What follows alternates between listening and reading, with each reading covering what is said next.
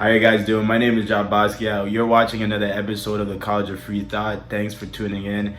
Today we're going to be covering the rise of punk in hip hop. And what I mean by that is that nowadays we see an extreme punk influence being deeply embedded in the seams of our once traditional, hip hop. Notably, artists like Lil Uzi Vert, Playboy Carti, and even his little goblins, Ken Carson and Destroy Lonely, have honed this new category, which has underlined a concurrent theme of reckless lifestyle rapping.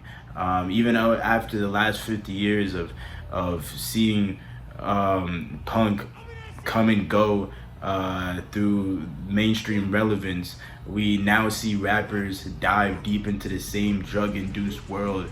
Acts such as the Ramones, Green Day, Fiddler, the Sex Pistols, I mean, obviously the list could go on, but have made famous, the burnout tradition of admiring and infatuation for drugs and grime became the staple of all original punk bands, basically, ranging from Queens, New York to the United Kingdom, all throughout the early 70s, having its peak after the death of rock in the mid 90s. And I guess, I'd say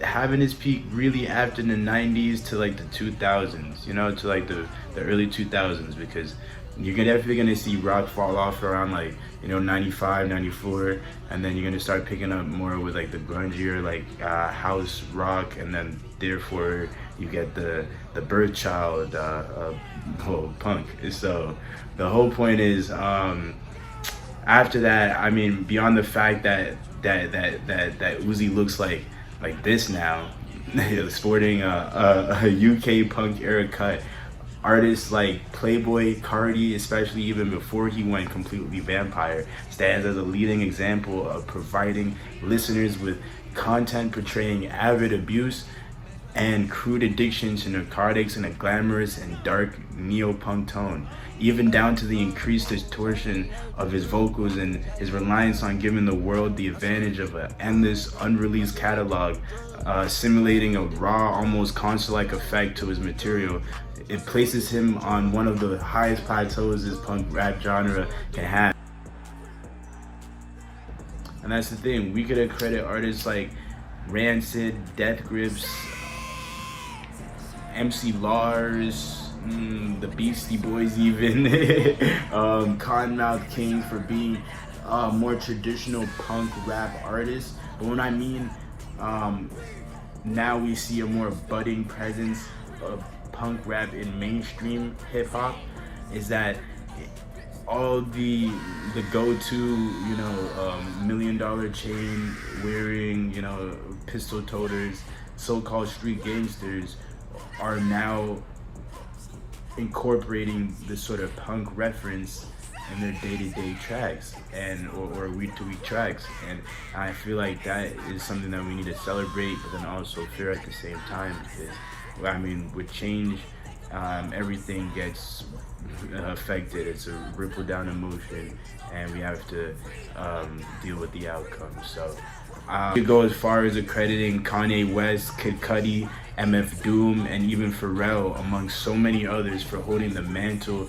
of the outcast or renegade, whilst cultivating a cult-like following all in the same time. Even if it's not always using punk as a prompt to orchestrate some of his greatest hits, you always see underlying theme of rebellion, and that's the main institution of any punk song or any punk, cult base. So detailing brash, political injustice and their resilience against authority, and especially an addiction to either sex or drugs or the rock and roll experience, either the above.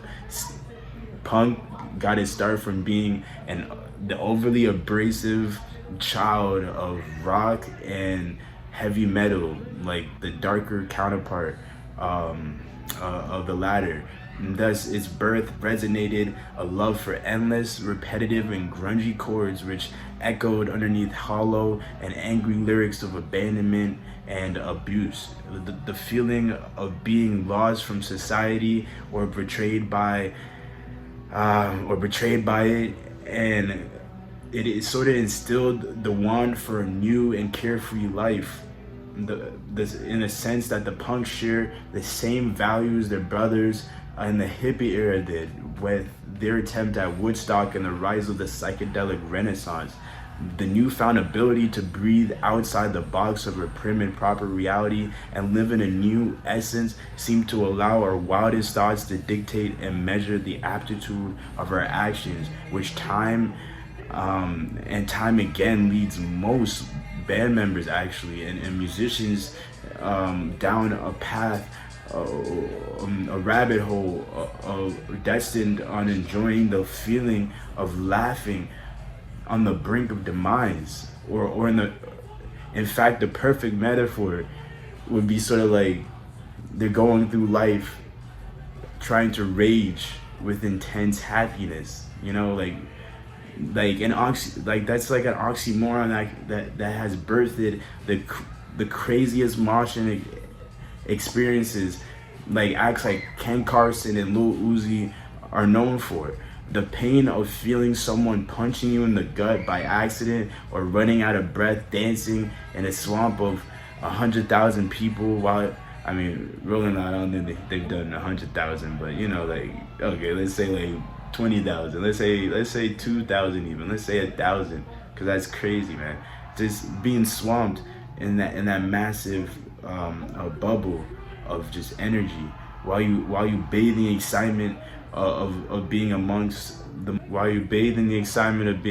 most energy you've ever experienced in your entire life. It creates the perfect polarity for any human to gradually find themselves addicted to the love somehow find amongst grief and struggle. And of course, the drugs help with this feeling, constantly giving you the okay to act with complete desire and lustful instincts. Some of my favorite pieces from the scene would definitely be the standout group Paris, Texas, which sadly is not a real place, even though it's a genius name. They come from somewhere out the rat holes of this music era and deliver nothing but the best mix of urgent, fast-paced beats and colorful, like sadistic lyrics at the same time.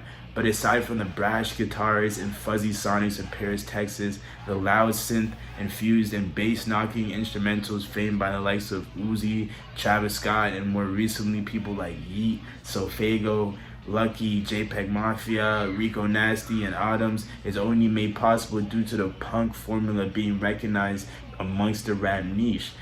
That just like the punks to bridge their fans from rock, or our interpretation of this art has separated itself from the overseer gaze of traditional street hip-hop and allowed a lane to be brazen for the next 30 million XXX Tentaciones and Ken Carson's that